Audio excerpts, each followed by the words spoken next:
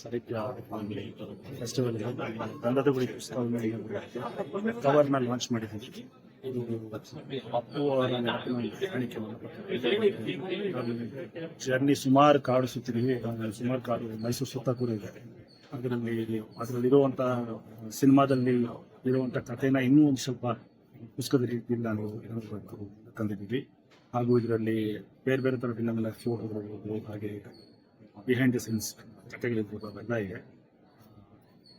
ನಮ್ಮ ಒಂದು ರಾಜ್ಯದ ವೈವಿಧ್ಯತೆ ಏನಿದೆ ಅದನ್ನು ನಾವು ಹೀಗೆ ಸೆಲೆಬ್ರೇಟ್ ಮಾಡ್ತಾ ಒಂದು ಸರ್ ಅಪ್ಪು ಸರ್ ಬಗ್ಗೆ ನಿಮ್ಮ ಓಡಾಟ ಹೇಗಿತ್ತು ಆ ಟೈಮ್ ಶೂಟಿಂಗ್ ಟೈಮಲ್ಲಿ? ಇಲ್ಲ, ಅವ್ರ ಜೊತೆ ಓಡಾಡೋದು ಒಂಥರ ಪುಣ್ಯಕರ ಕಾಲ ಆಗಿದೆ. ಯಾಕಂದರೆ ಒಂದು ವರ್ಷ ಯಾವತ್ತೂ ನಾವು ಸಿನಿಮಾ ಶೂಟ್ ಮಾಡ್ತಿದ್ದೀವಿ ಅಂತ ಯಾವತ್ತೂ ಅನಿಸ್ತಿಲ್ಲ. ಅದು ಹೇಗಿದ್ರು ಹಾಗೆ ನಮ್ಮ ಮಾತುಕತೆ ಹೇಗಿತ್ತು ಹಾಗೆ ಅದನ್ನು ಶೂಟ್ ಮಾಡಿ ನಾವು ಹಾಗೆ ನಿಲ್ತಿದ್ದೀವಿ. ಅನುಭವ ಇದೆ ಅದು ವಿಡಿಯೋ ಇದು ಬುಕ್ಕು ಯಾವ ಥರ ವ್ಯತ್ಯಾಸ ಕಾಣ್ತಾ ಇದೆ? ಸ್ಪೆಷಲ್ ಇದೆಯಾ?